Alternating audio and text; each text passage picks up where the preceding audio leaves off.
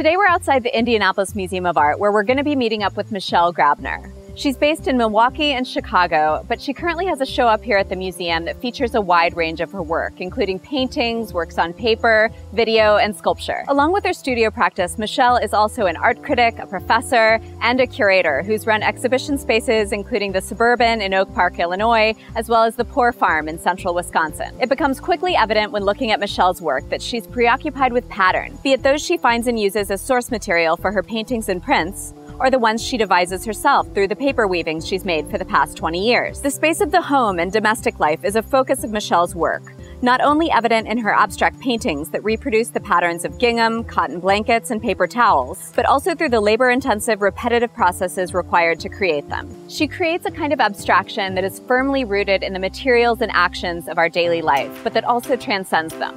Hi, I'm Michelle Grabner, and this is your art assignment. I'm drawn to all patterns, and a lot of it has to do with repetition and order, right? So you have information that's ordered, sometimes in a very simplistic way and sometimes in a more complicated Baroque way. So you think of William Morris's wallpaper, gorgeous, Baroque, and complex, or a simple weave like a gingham weave, a kind of check pattern. It's all ordered. It's all information that takes a kind of order. And when one thinks about contemporary life and how information moves through our lives on a regular basis, that order is becoming more and more important. We have to do it. We have to order the information in our lives. So to see that represented in our visual world is very compelling. Has always been very compelling to me. As an early artist in an emerging studio, I would say, thinking about pattern, thinking about indexing. My son came home from kindergarten at that time, presenting me with a little project he did in school. It was a blue and red paper weaving, and I think the exercise was based on fine motor activity, how to use the scissors, how to slip paper in and out. It was crude, it was basic. Maybe there were 4 slits within the paper itself, and then I started to think about that as a way of making pattern, the simplicity of weaving being played out in paper. So your assignment is to make a paper weaving. So you'll want to have on hand some paper, one sheet, that you will then make cuts into, even cuts in this case. And then you'll also want some paper, which can be colored, that you'll want to make strips. And those strips can be various, but I'm going to give you examples in which the strips and the cuts in the paper are the same. And then what you're going to do is simply weave those strips into that paper, into that base paper, what I'm calling the warp. And it's really quite that simple, and you'll have a lot of options in terms of building pattern. I would probably encourage multiple colors, and then you can see again what the array of the patterns will, what are available to you in terms of different kinds of patterns. John, I thought you'd really like this one because it's an obsessive, repetitive action. Yeah, I do enjoy my obsessive, repetitive actions. I like signing my name over and over again. I like printmaking in very repetitive ways. So I'm very excited about this. I'm also a huge fan of Michelle Grabner's work, so I think it's really cool that she gave us an art assignment, and this one is awesome. I'm psyched to do it. And yeah. I can do it. It's deceivingly simple. Right. I mean, yes, even a kindergartner could do it, but I think there's a lot of hidden resonance here. And you can think a lot about pattern and color. When I'm looking at these and thinking about this assignment, I think about Joseph Alber's color studies. Yeah, but it's not just color studies. I mean, these weavings also make me think about like physical objects in the world. They're abstractions that lead me to thinking about representational things. Yeah, and I also think we should go back and think about the foundations of early childhood education and why Friedrich Froebel, who founded kindergarten, sort of came up with this exercise in the first place.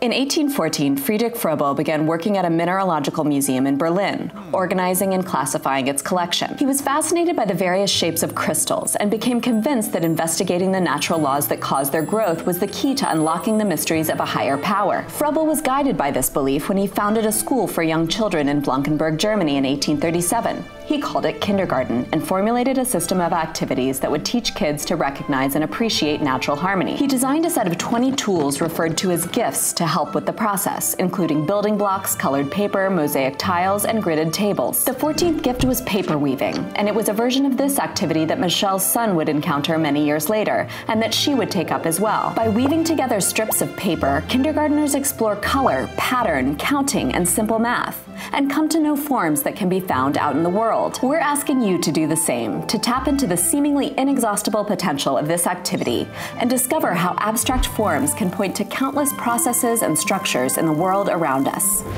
Just as we were saying that this is a Froebel exercise that happens in kindergarten, it's also a two-dimensional design activity that happens when one enters into an art program as a freshman in these foundations. And I always like to flip it. I think these are exercises that we're privileged to do, and we should continue to do them, if not maybe taught as, taught in our senior year as opposed to our freshman year.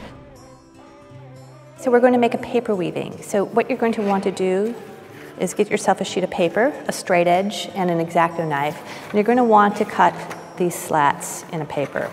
So these are 1-inch slats. I'm leaving an edge all the way around. And then you're going to want to mark it, of course, with a pencil so you're even with your cuts. And then you want to flip it over. You actually want to work on the side that you have your graphite notations on. You also want to have your strips. And again, I'm working with 1-inch strips today. They can be various sizes. That's not a problem. What I'm going to be developing is a pattern that will be a negative when I flip it over. So very simply, start thinking about the pattern, start thinking about that math in terms of over and under and how many. So I'm going to go under 3, over 1, under 3, over 1. And then you're going to have, again, depending on numbers, in this case, I only went under 2 at the very end because I ran out of cuts. And then you want to tightly pull the paper in, making sure it stays flat and doesn't buckle. And in this case, I'm going to go through a spectrum of warm colors, red to yellow. And then you want to not use the same number pattern, but a different number pattern. So I'm going to, in this case, over 2, under 3.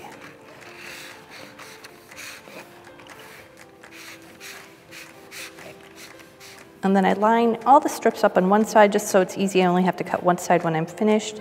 And then you're going to want to slip the next band down so it's pushed right up against the previous strip. To linger in systems of order, repetition, is hugely important. To think about ordering information, to think about patterns when they break, when they pull, when there is this funny tension between what is being indexed and the geometry of the support. To be able to see that, that's important.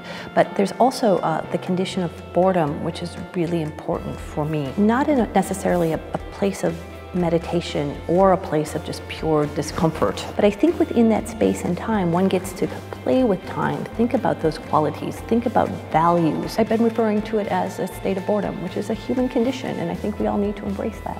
Okay, so once you've finished weaving the field of slats, you're going to want to finish it off. So I've been using, you can use this acid-free tape. You're going to want to flip it and trim any extras. Right. And then you're going to want to tape this end down as well.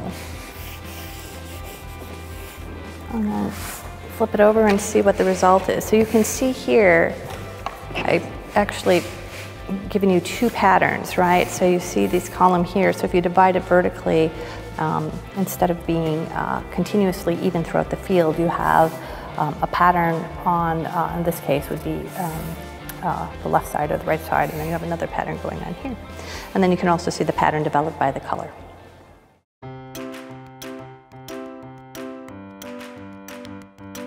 No, I'll continue making these weavings until they put me in a grave. I have been thinking, though, about weaving with other materials.